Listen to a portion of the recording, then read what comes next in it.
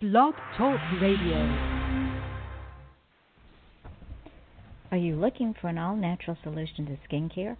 Try Simply Cedar all-natural skincare products. Coconut oil locks in moisture with nature's finest organic solution.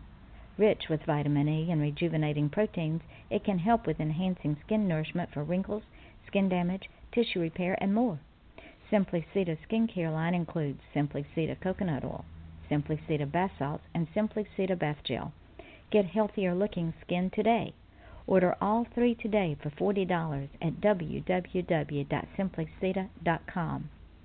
And I know for a fact that it helps with diabetic edema. My husband has edema on both of his legs. He is insulin dependent, and he also has very dry skin on his feet and toes, and it has made a world of difference. You definitely want to go to www.simplycedar.com and order her products today. They do not have any unnatural ingredients or any preservatives. It is all simply coconut oil with maybe a little jasmine. Order it today. Are you looking for a website creator that will make your website stand out above the herd? Are you looking for someone that knows your needs and can create a website that is not only eye-catching, but one that will stay with the customer as they scroll through the net? If so, contact Wellhaven and Associates. Lourdes Wellhaven has the magic touch when it comes to websites. You give her an idea and let her run with it, and she will create something beautiful. If you don't believe me, check out author Yvonne Mason at .com and see what she has done for me. And here's the great thing. If you contact her and give her my name, she'll give you $100 off. So don't wait. Don't delay. Call today or go online and look up Wellhaven and Associates and send her an email and tell her what you need. She will get back with you promptly.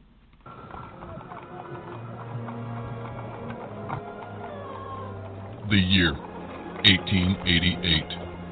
The place, London's East End. Dead and mutilated bodies are popping up all over, from Stamford to Whitechapel. Jack the Ripper is leaving his mark, and the city's on edge. Yvonne Mason is back with a tale of murder and millinery. The Rhodes Hat Factory is booming while the body count rises. Why now? How are these hats connected? Has the Hatter gone mad? Mad Hatter, Yvonne Mason. Available now on Amazon.com. Good evening, ladies and gentlemen. This is your host, Yvonne Mason, and this is Off the Chain. And for those of you who have been with me since the beginning, you all know why I have named this show Off the Chain, because I've had some very diversified guests and will continue to have those diversified guests. We discuss anything except that which is illegal, slightly immoral, and extremely pornographic. I draw the line at pornographic. I'm too old for pornographic. Tonight's guest is a friend of mine that I have not yet had the pleasure of meeting in the 10 years that she and I have known each other, but we have traveled a road together that I am tickled to death to have her with me. My guest tonight is the Reverend Dr. Deborah Simpson. She is the owner of Spirit Cove, and she is a psychic, a medium, an energy healer, and has been since childhood. She is clairaudient, clairsentient, and clairvoyant. She is also highly proficient in psychometry. She has channeled since the age of 9 and is a published author of automatic writing and prophecy.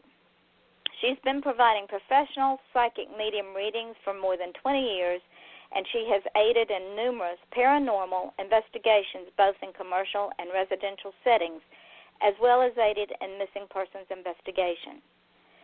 I have to tell you, Deborah is a masterful authority regarding psychic work and experiences. As a medium, she bridged the gap between you and the departed. Her psychic readings are direct, validating, and enlightening, giving you a deeper understanding of your life's journey through the past, the present, and into the future. She works with her guides to give you peace of mind and fortitude. The information you receive is intricate and detailed and will provide you with answers and new perspectives for your life so that your steps lead you in positive directions. As a writer, Deborah has been described as the poet of our generation. With a critically acclaimed, unique writing style, her verse has been scripturally compared to celebrated guests of yore. If you relish the works of Keats, Shelley, Poe, Dickinson, E. Cumming, and Hemingway, Deborah's work is sure to keep your literary senses tingling. Her metaphysical works have been compared to such world-famous psychics as Edgar Cayce and the world-famous Nostradamus. Hi, Deborah. Hi, Yvonne. How are you, my dear? I'm so glad to be here. I'm glad you're here. It's been forever since we talked. Oh, it's been too long, girlfriend, too long. I know. We used to have at least once a month telephone conversations. We don't even do that anymore. I know. Well, I think life just gets in the way, right? But we're too young for life to get in the way. I know. Speaking of life, let's tell our listening audience a little bit how we met 100 years ago and our journey together and what happened. I'm going to let you run with that one. Okay. Well, about 100 years ago. In a land far, far away. Yeah, far, far, far away. Oh, my goodness. Well, at that point, I think I was just, putting my first book together and finding a publisher and got it published. And I found you on MySpace, or we found these, whoever found who. And your first book was coming out, I believe, at the same time. Yep. And then we swapped books, and I couldn't put your book down. It was Brilliant Insanity, and I could not put it down. The book was just awesome. It just sucked you right in. I remember that book. It was amazing. The book was phenomenal, and I thought it was real. I thought it was a true story until you told me it was fiction. Get out of here. But see, I wrote that book at the same time I did write the true crime. Yeah. I was writing both of those at the same time. Yeah. Yeah. But I thought it was a real story. I was so sucked into it. You couldn't put it down. It's like, oh, my goodness. That's funny. And I have to say, out of all the people that I've met, online, in person, or whatever, I will say this about you. You definitely, when you say you pay it forward, you pay it forward. You're one of the most honest, one of the most sweetest and endearing persons that I have ever met throughout this entire writing paranormal journey that I can say. And it's an honor for me to be on your show. And I all these years have gone by. We followed each other over the Ning networks, all the writing networks, all the Facebook, all the networks. We just follow each other. And I've seen you, go through your own personal stuff. My heart breaks for lots of stuff that has gone on for you, and still you're out there, doing what you do, living your passion, and helping other people. You're truly a remarkable woman. You're going to make me blush and cry. Oh, and I don't do either one of those easily. Thank you, my sweet friend. Thank you so much. I am truly humbled that you are on my show, because you also are a very, very busy woman. You went from the one book of prophecy to a whole plethora of books of poetry and omens and essential quotes. And tell me about some of these books. Let's start with Timeless Quotes. Oh, Timeless Quotes is a really short read. I've been automatic writing since I was a child, and so I was like 9 years old. And those quotes, things like that just come to me. And sometimes I think it's, like as we're in the dawn of the internet, and everything has to be short and succinct. I found myself writing these little inspirational quotes at one point and just popping them onto Facebook. And then instead of writing a book, I was popping them on the Facebook. when I figured, oh, well, I'm going to take these quotes and I'm just going to make a little quote bug, and then I ended up making a few of them. But it was that actually the quote books came about because I was, to tell you the truth, I was just bored of writing. I have 2 books. I have 2 fiction novels that I've shelved that I'm writing, actually. I have 2 novels, totally out of my realm of writing. And they came about because I just got bored, to tell you the truth. That's what happened. Well, and it's good, but it's good, though, to stretch your creative craft because it keeps your brain titillated and keeps you going in a path that I know is your passion as much as it is mine. Oh, absolutely, absolutely. I mean, as you know, you have to live your passion, but you need breaks in between your writing. You need breaks in between your books to get, your bearings together and to be able to write a whole new story with a whole new look on it and a whole new perception. Look how many books you have out, right? And as varied as the day, and they're as varied as the day is long. Because like you, I get bored easily, and when I get bored, well, we know about the bodies, right? Yeah, the bodies start getting discovered. Yeah. Oh, you're hysterical. Yeah, they'll never be found. So, what about this love and romance book?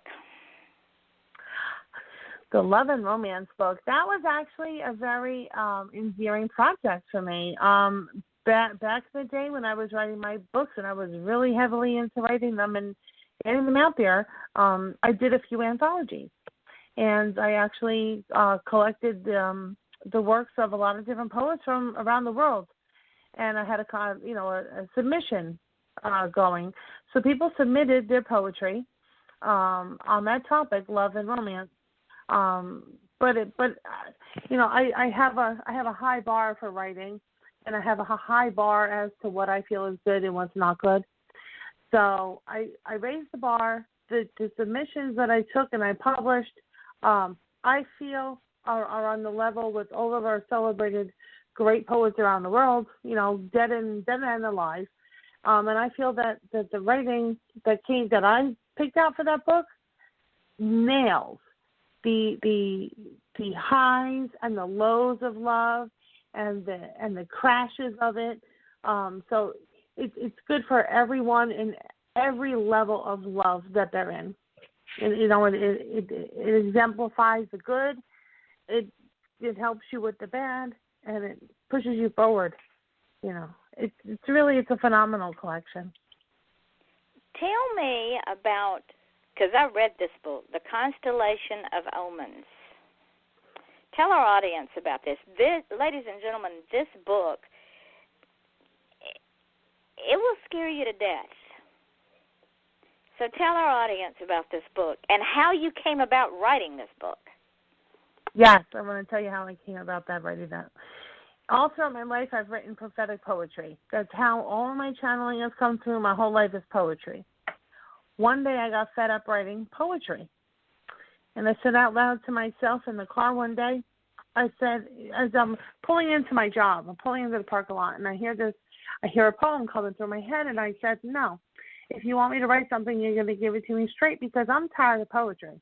I got tired of writing things encrypted in poetry. So I said, if you're going to give it to me straight.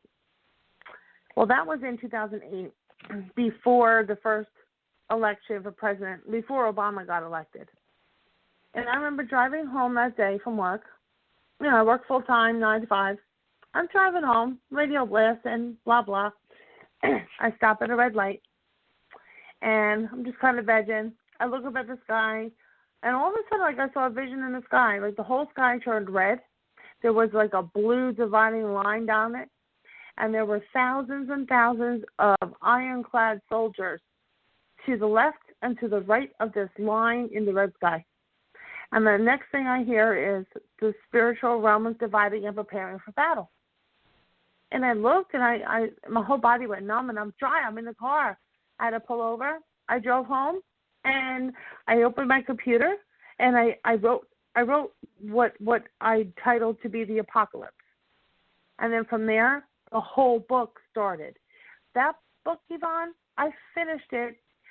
Working full-time, being a single mother, I finished that book in 3 months. I finished that book before the Obama election. And then it got edited and everything after that and published in January of 2009. It has world disasters in it. The interesting thing is, Yvonne, I'm not world traveled. You know, I don't know about. I'm geographically challenged. You know, I barely even watch the news. I work all the time, and there's things about Bangladesh in there. There are things about the river turning green. If you remember, a river did turn green in Canada, I believe it was. Yeah. There are things that the shift in gravity. It was predicted in the book, and we had a huge shift in gravity. I believe it was the beginning of 2012 or 2011, where the North Pole shifted 13 degrees. They had to recalibrate the Florida airport. Remember? Yep, I remember that. You know, the healthcare bill, the what they call Obamacare, that's in the book. That was predicted. Just a lot of disasters. And they did find a new. They found a new thing at the Western Wall in Jerusalem. And in the book, it was predicted that there was a book or something that wasn't found there, and they recently found it. It was in the news not too long ago. I think it was last year or something.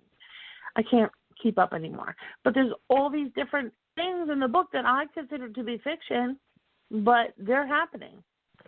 So it's scary. Well, and the whole thing was challenged. Mm-hmm.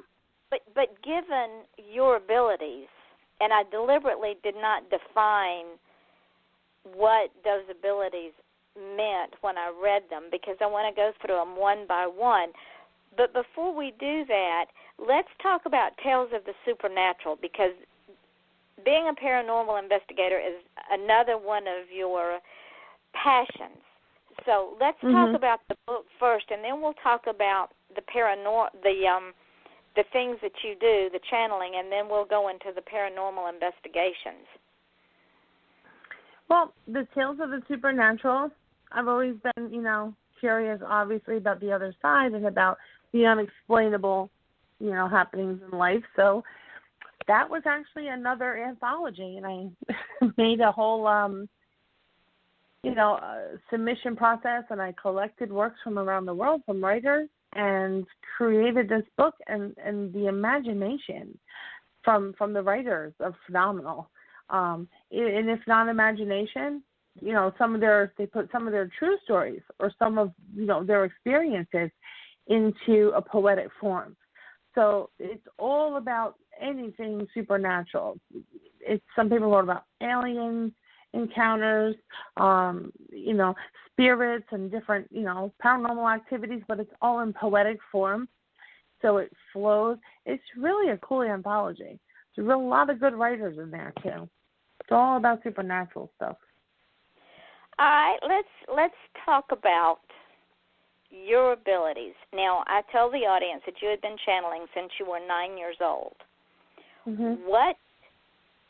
How did you know that you had these abilities? I really didn't. Yeah, at 9 I did not know.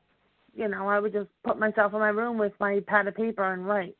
I recall around the age of 10 or 11, my writing got so, deep, I had to pull out a dictionary because I didn't know how to spell things, and back then we didn't have a computer, And I remember this one line that I wrote, and it was, pontifical retribution scalloped within the breath of wisdom. I spelled everything wrong on my paper. And I'm reading this thing, and I'm going, what? What does this mean? I had to look all that up. And it was, and it was things like that. And I would write it, and I wouldn't understand what I wrote. These things would just come out. And it was I heard, if I were to read the poetry, it's in a very heavy-duty, old English accent. So if I were to actually read my writings as I heard them, as I wrote them, that's the type of voice that would come out, very British, very, English, speaking. Very proper English, I'm sure.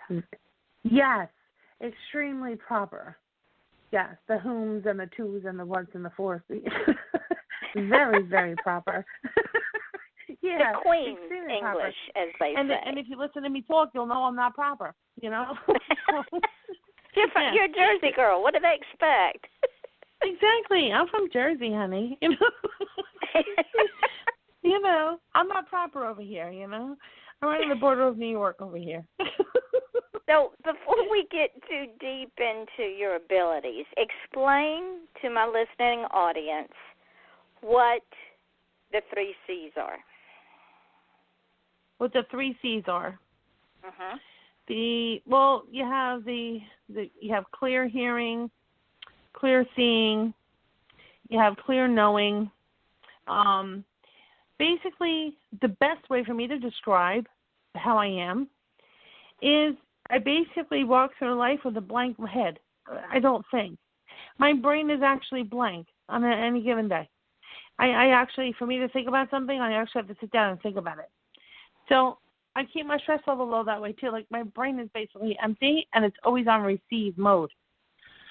So anything around me, anything around someone else, I'm just always in a receive kind of mode. So, for instance, I have a full-time job. So the other day I'm at work. One of the girls was in my office talking to me about, work.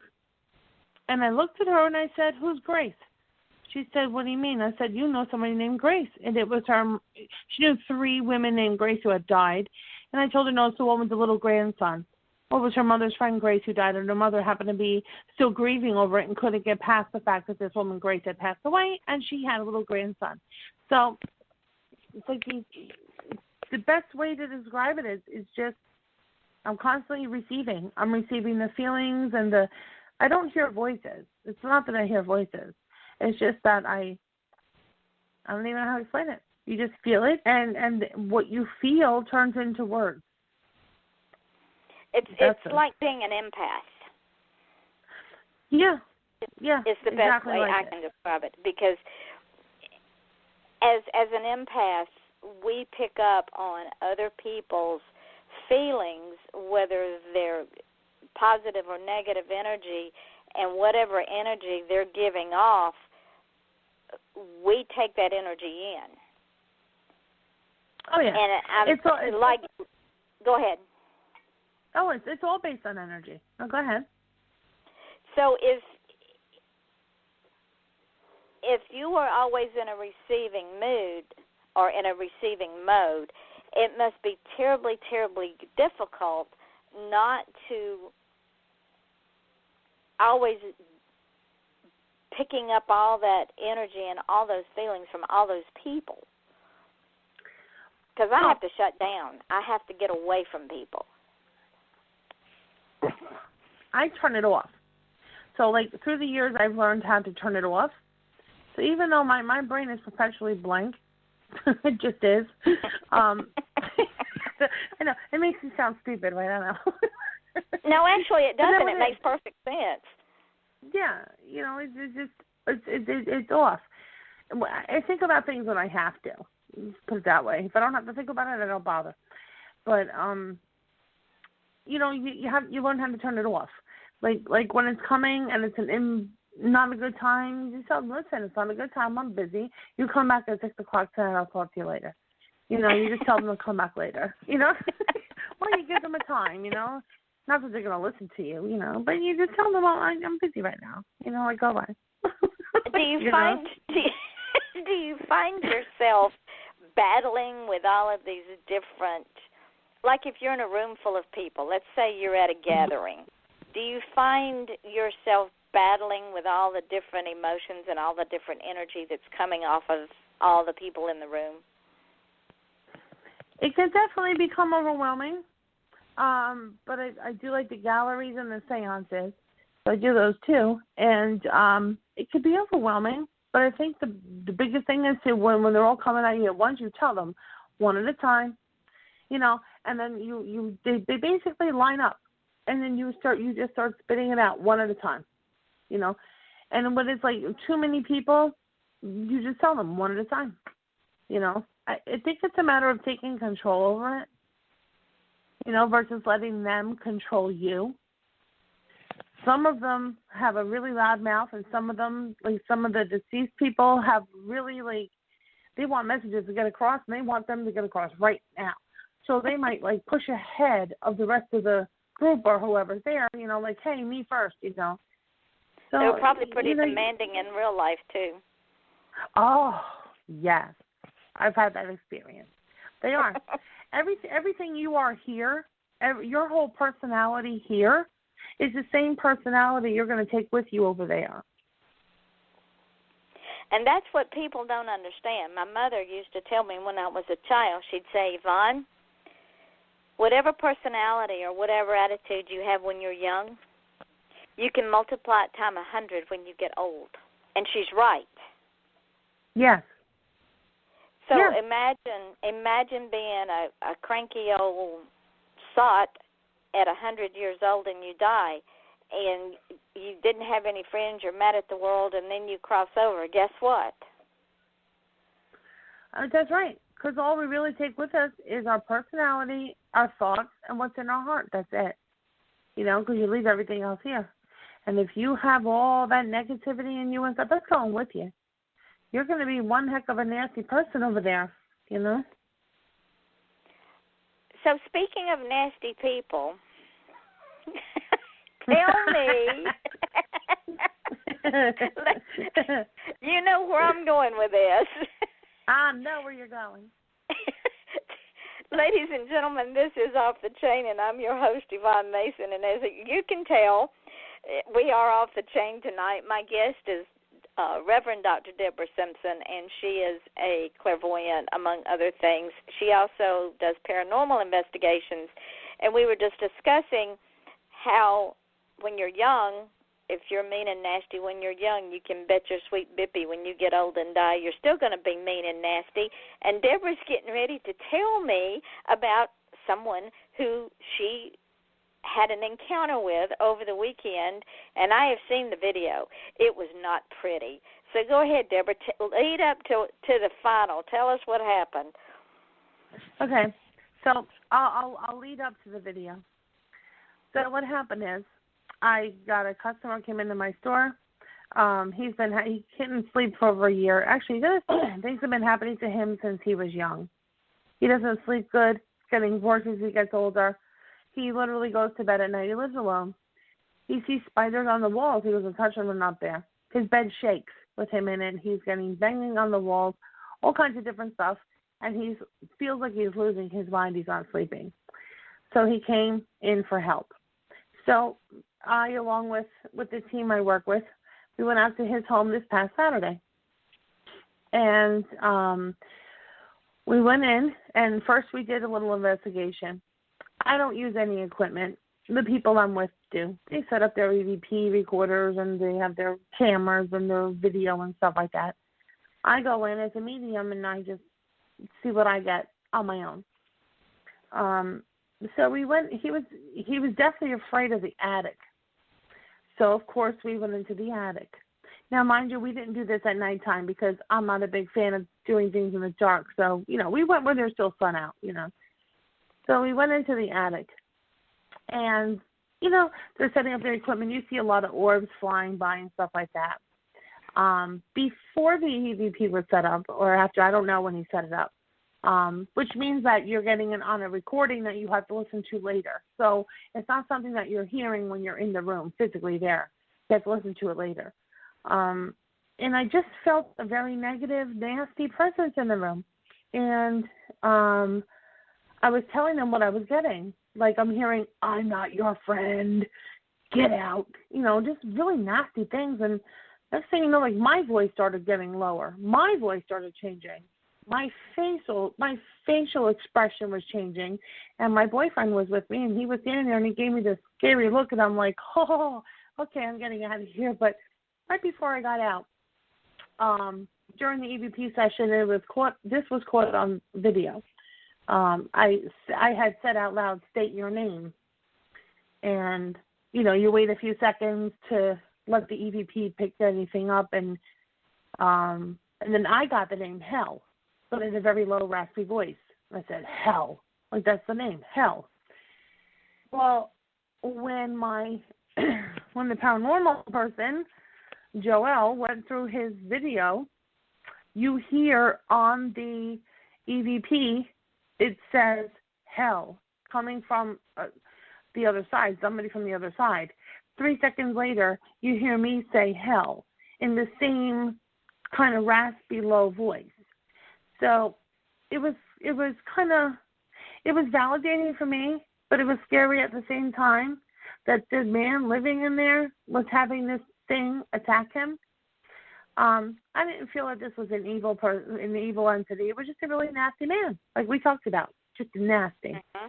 So, there wasn't really, we didn't have to go through a lot of the other steps that I would have had to go through, because it wasn't diabolical. It was just a very nasty man, and he was saying things like, get the F out, and I'm not going anywhere. And, he literally was saying this stuff over my guy's equipment. And he's saying, you need more than just a girl. What the heck is she going to do? Just really nasty, just like really trying to stand his ground. But we got him out. We did a lot of prayer in that house. We did a few special things in there as well. And before we left, the family went back in and confirmed that it felt better. But okay, but of course, I do my follow-up. So I told him to call me in a week. But Sunday, his mother had come into my store because she was there Saturday night, and she came into my store and said that her son woke up with a smile on his face on Sunday and actually slept throughout the entire night without incident for the first time in about a year. So that was absolutely amazing. So we're very proud of that. So was this an older house? Yes. I asked the man, I'm like, do you know the history of this house? And it's in a section of New Jersey. It's a very, very old historic town. And this home is situated in that area, not like in a great area of the town. I mean, it's not like crime or anything, but it's just like an out-of-the-way area of the town. And apparently he told us that the history of the home is that it was around during the Civil War, and apparently it's something to do with Fort Dix. Now, I don't know if I'm getting that right, but it was something to do with the wars and from a long time ago, and these homes were actually put on this property for the men fighting. And so there apparently was a lot of death on that property. So, and we did get a lot of evidence, like orb evidence and stuff like that. So there was a lot of activity on that property. So which would make sense because this guy probably died there and wasn't leaving. He's like, I live here and I'm not leaving. Well, yes, you are because you died a long time ago and it's time for you to get out of here. That kind of thing. So, yeah, very interesting. If someone comes to you and wants a reading, maybe they need to find closure is not a good word because there's never any closure in a death, but maybe they need to understand it's okay for them to continue moving onward even though their loved one is gone. How would you set that up? What would you do? What would you tell your client? If they wanted that about somebody who's passed on? Right. Well, normally the people over the phone, I do readings over the phone, but for something like that, I need a picture. So I would need a picture of the deceased person, just like a face picture to focus on. And I would basically focus on the picture and tell them everything I'm getting from that particular individual. It could be things that are specific. It could be things that are not specific. Whatever I get from the deceased is what I deliver to the client who's asking for the reading. Many times, little things. I remember I did a reading, for instance, and the woman, her mother had just passed away, and she was going back and forth to the houses, her house and her mother's house, to try to fix up, get it ready for sale. And she wanted, and I remember getting from her mother reindeer. I'm hearing reindeer, and I said to the woman, "Did your mom like Christmas or something?" She goes, "No, I don't know why." I'm like, "Well, I'm getting reindeer." I'm like, "Just reindeer." Well, apparently her mother had collected figurines of reindeer. She loved reindeer. And I said, oh, okay. And then I saw a white man's old fireplace, and she confirmed it. And there was a big one, a big reindeer on top of it. And she confirmed that there was, you know. So it's things like that, little messages that come through. You know, I don't like it when people say, are they happy now? You know, because that's too general, and it's, I don't want to say, like, that's not a question that you need to be asking a medium, because the answer undoubtedly would be yes. You know what I mean? Uh-huh. So, you know, it's like I don't do it that way. I don't want any questions until the end. You know, let me tell you what I'm getting. Let me let you know everything I get for you. And then if I don't answer a question based on the information that I get for you, then of course you ask. You know, but don't. So the way I do it is you don't speak. Don't tell me anything. All I need is the person's first name and a picture. That's it. And then I do the whole thing myself, and then you ask questions, you know, later, of course. When it says here that you had helped with finding missing persons. You were involved in that. Tell me a little bit about that. Well, I did it remotely, and I remember like one specific case, and you know who it is. I won't mention any names. You know who this one is. I think it was in Minnesota. Minneapolis. I don't remember. It was an M state. But I was here in my home, and a woman had gone missing, and they were frantic over finding this woman, and they couldn't find her. And she had kids and everything. She was a young girl. Couldn't find her, so they had the woman sent me pictures of her stuff, like a picture of her scarf, a face picture of her, and just like a picture of something else that like she wore all the time, so that I can see these pictures and try to focus on them and get something. And I remember, and of course you'll know who this is, Vaughn. You can validate it. Probably. Yeah, you'll be able to contact her and check it out. I won't mention any names over here though, but she, I remember this very like strongly because the woman I see. It's not every day that you envision a big red old time car, or like not a red car, but red vinyl interior on an old car. So I remember seeing that, and I remember seeing an old building with like what do you call it, graffiti all over it in a certain section of a highway. And it turned out that the guy that they were focusing on as being the one that did something to her had a car like that, and there was a building like that around the area. And I never was to the state. I was in my house. I was doing it over the phone for her. I think they ended up finding her. I'm not quite sure, but it was just to find out that the little things that I got about her were correct. That's a little, you know what? It's validating, but it's scary at the same time. Do you know what I mean? Yes. Like it is. Because we know things, and we don't know how we know things, but we know things. Right. And when they come true, then our stomach hits the floor because we're going, oh, shit. Exactly. I mean, I never take it for granted. I never call myself an expert. I never say I know everything, because the minute you start kicking your gifts in the head like that, you're going to lose them. So, you know, I'm always humble to them, and as long, knock on wood, I've had good success with them, you know. Well, tell me, because like we've told the audience, you and I have known each other for a long, long time. When you opened up your shop, I want you to explain to the audience where you opened it up and what's in it and why you did it. Good question. You know, that's actually a funny thing, because you'll know this. You know, I have my websites or whatever, and I think in like 2010 or 2011, excuse me, I came up with like this thing for a group page on my website. I called it Spirit Cove, and it was a group on my website. And I just, for some reason, the name came to me, and I said, oh, that's cool. So I put it up on my website.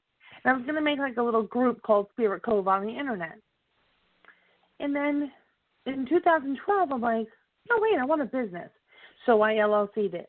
And I confirmed that I had the name, Spirit Cove LLC. Okay, what am I doing with that? I have no idea. So I had the business name, no clue. 2013, I took all of my paranormal stuff, and my sister is all into the gemstones and rocks and the metaphysical properties of all those, and we decided to open a store. So we went down to a flea market in New Jersey. It's called Englishtown Auction. It's literally a flea market. It's open up Saturdays and Sundays, and there's a bunch of buildings where you can get an indoor store. And so we went ahead and got an indoor store. And we started out with bare minimum stuff. We had some stones, some rocks. We had tapestries. I was doing my readings, and we had some, smudged abalone shells and things like that. And then in about 5 months, we blew out. Our store blew up. We went from a little single space to a triple space in the flea market. We have all kinds of things like incense and all kinds of different incenses. We have, Tibetan singing bowls. We have African stuff, Native American, stones, rocks, and just all kinds of eclectic stuff. We tried to bring in a little bit of the spirituality from around the world. So we try to have like different, spiritual aspects of every point of the world, coming into the store. It's still a work in progress, but we try. And then this year we just opened up a brick and mortar. So we have another location. We have a full-time location now, and we're still in the flea market. So we have the 2 stores. We've been approached to open up more stores, but we don't have the manpower for it. So, Well, don't you also have some employees, for lack of a better word, that are in that second store? Don't you have another medium and some other folks? Yes. I run the store on the weekends in the English town, but at the full-time store, that's where we have a lot of different people in there. We have a shaman who does a lot of drumming journeys and teaches you about how to connect with your ancestors. She does all kinds of different meditations and healings.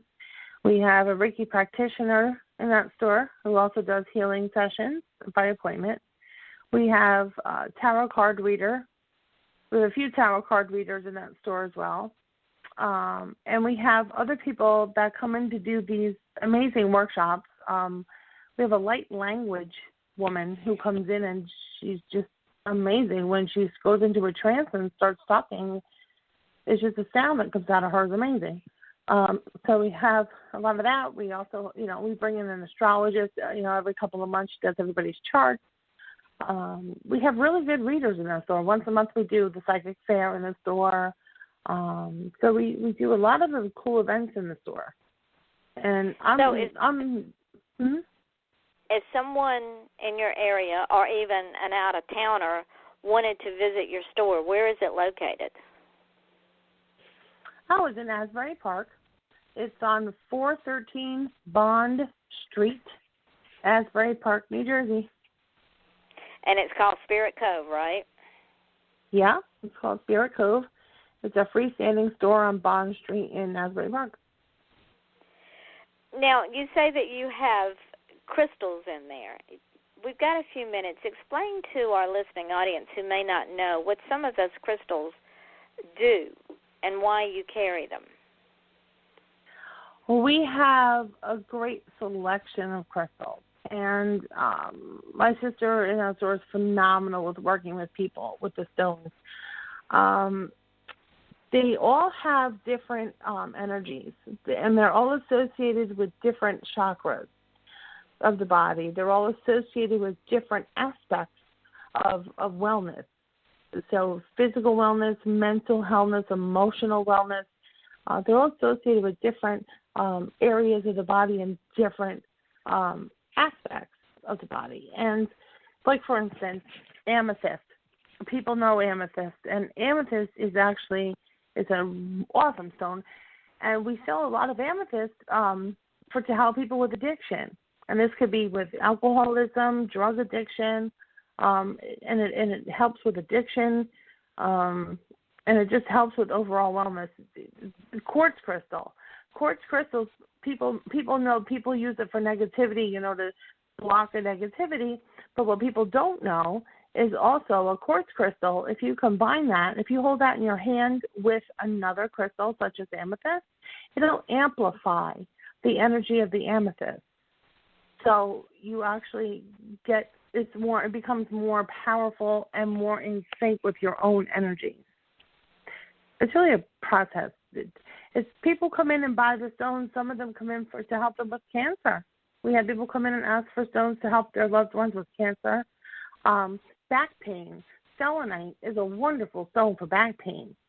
You can actually rub the stone literally on your back, and it'll ease the pain of the back. Carnelian is a great stone for headaches.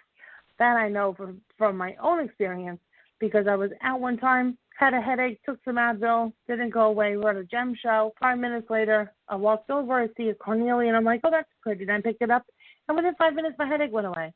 Not enough time for the Advil to kick in. So, of course, I had to buy the stone. So I walked out with the stone.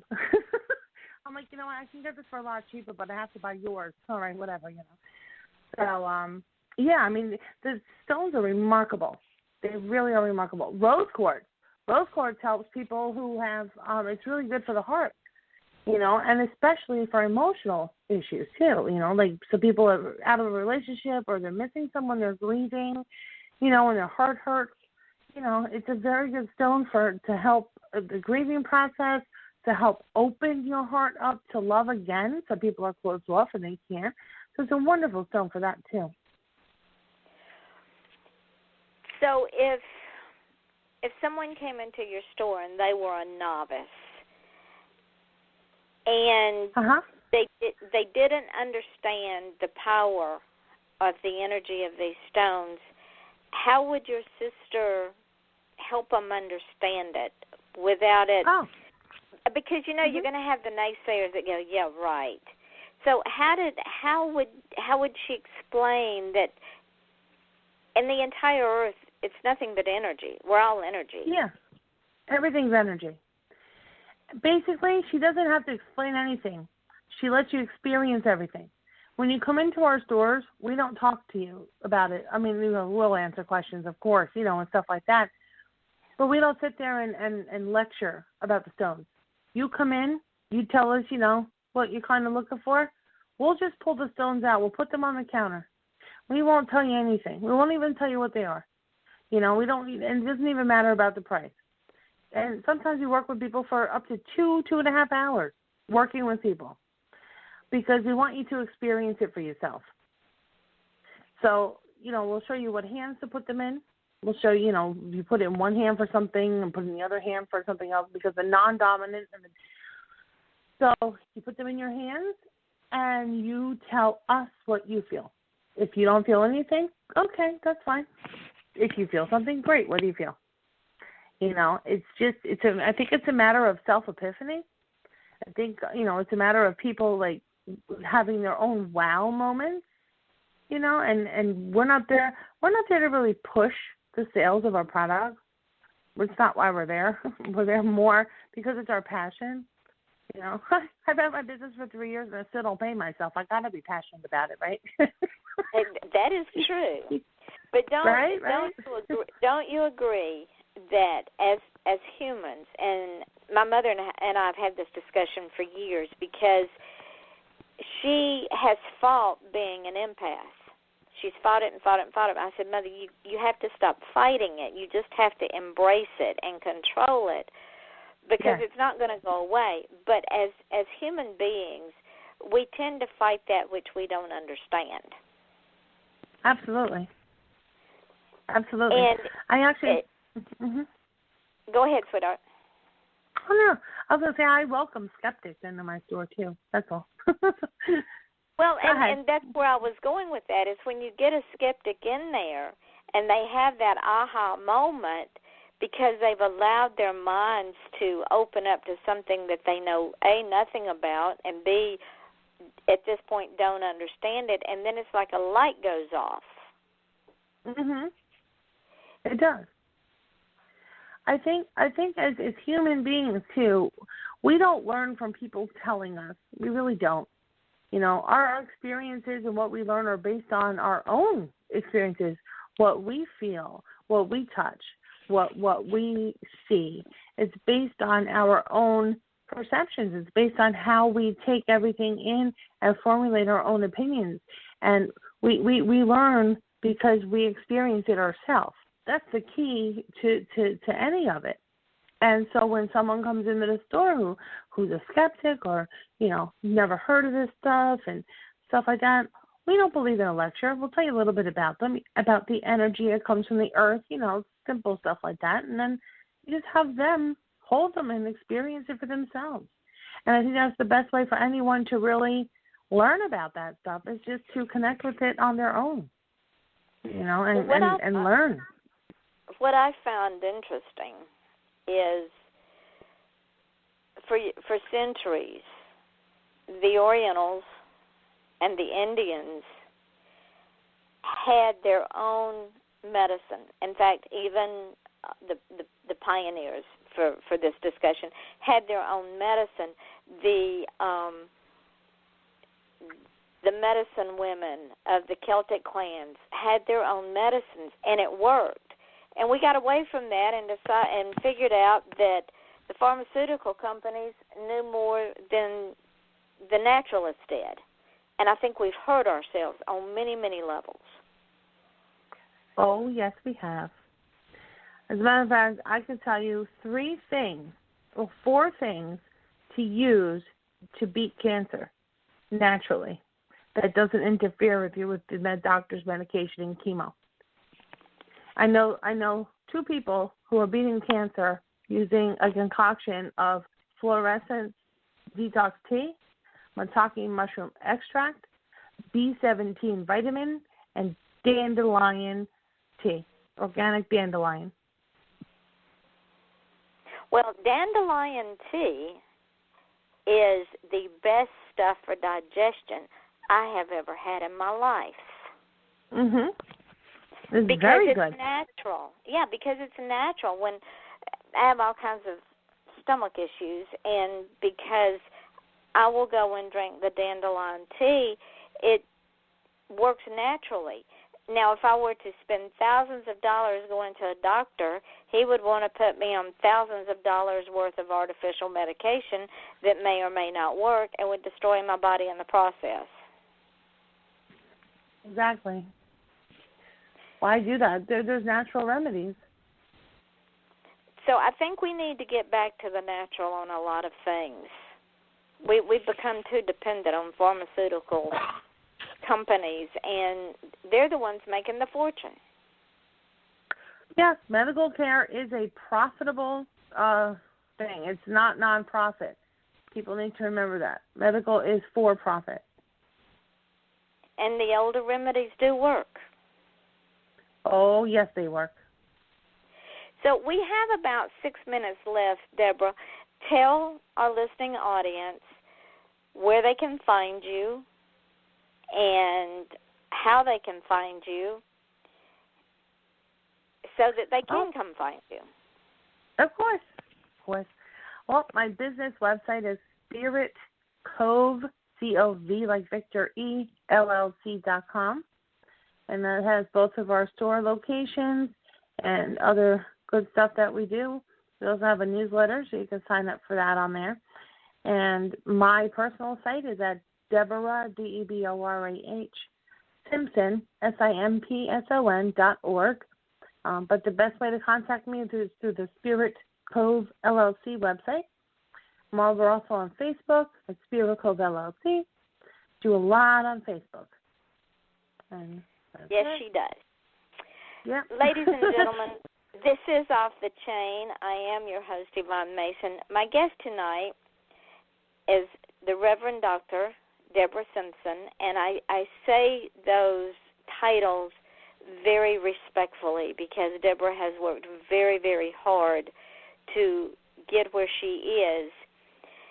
And I am very humbled that she agreed to come on my show tonight. We have been friends for 10 years, even though we've never met in person. We made a connection many years ago, and we've kept that connection. And for that, Deborah, I am very grateful, and I'm very thankful. And give Deborah a chance. I'm telling you, I've learned in my old age that newer is not always better, that if you rely on common sense and if you rely on listening, and Deborah, tell me if I'm wrong, listening to your body and listening to your inner workings and listening to yourself, your body can, A, tell you what is wrong, and B, if you give it the right things without artificial junk, sometimes it can even heal itself if you allow it. Am I right, Deborah? Absolutely, 100% correct. So with that in mind, give Deborah a chance.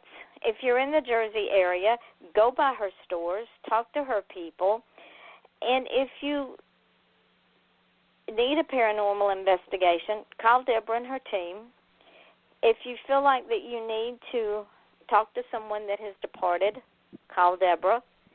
Read her books. I'm going to tell you, her books are phenomenal. Deborah has got a soul so deep that I haven't found the end of it yet, because where she comes from in her writing is phenomenal. It's from the heart, beyond the heart. Deborah, any final thoughts in the last minute or so? Any final thoughts? The only thing I have to say is I love you dearly. You're a blessing to have in my life, and you're a phenomenal woman. And if anybody's got to read books, they have to read yours. Well, thank you, sweetheart. and I love you back. I love you back. It's been a journey you and I have taken. Yeah. With our little core group of people. That, in fact, I've had a couple of them on the show already. There was a core group of us in the beginning, and we've all stayed in contact. And ladies and gentlemen, if you're an author out there, an artist or a musician, and you want on the show, let me know. I'm on Facebook. All you have to do is send me a text and say, Ivana went on your show, because I do pay it forward. People have been so kind to me over the years. Deborah's been one of my biggest supporters. She has helped me over some bumpy roads, and she has paid it forward by promoting my work as I have her. And without each other, we're nothing. So, again, get in contact with me. Tomorrow night, my guest is another author. Her name is Patricia Neely Dorsey. She is out of Mississippi. She writes poetry, and she is the Goodwill Ambassador for the state of Mississippi. You do not want to miss this show. And Deborah, once again, my friend, I want to tell you how grateful I am for you and how much, and I appreciate you coming on my show, how humbled I am that you came on my show, and how educational you have been tonight. Oh, thank you so much for having me. You don't even know. I love your new show. I'm so glad you started it, and I'm humbled to be a guest on your show. And well, after the first of the year, I want to bring you back because we didn't cover half of the stuff we needed to cover tonight. No, we didn't. And by then, you may have more paranormal investigations out there, more evil people that are saying their name is hell or something. Oh, I hope I don't meet any more hells. So, ladies and gentlemen, I want to say that without you all, my show would not be successful. Without my guests, my show would not be successful. This is your host, Yvonne Mason, and we do call this show Off the Chain because we are off the chain. So until tomorrow night, I say good evening.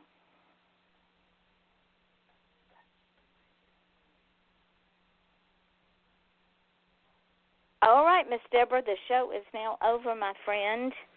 Thank you so much. Oh, thank you so much for having me on. That was a fun show. It was, and what I'll do is I'll post all this and get you the podcast, and then you use it any way you want to. Thank you so much. And listen, if you ever want a reading for your niece, right? Is your niece that passed away? My granddaughter. Granddaughter. I'm sorry. I knew it was somebody close to you. If you ever want a reading or something, send me her photo, and I'll do a write-up for you. No charge. All right. I will do that, my darling. Thank you so much. That will make her mother happy. Yeah. You know what? Sometimes I get some really, pointed stuff that could really help. So, might be able to help a mother a lot, and you too, Thank you, my love. So I will talk to honey. you later. Great. Have a good day. Thank you so much. You're welcome, honey. Bye-bye. Bye-bye.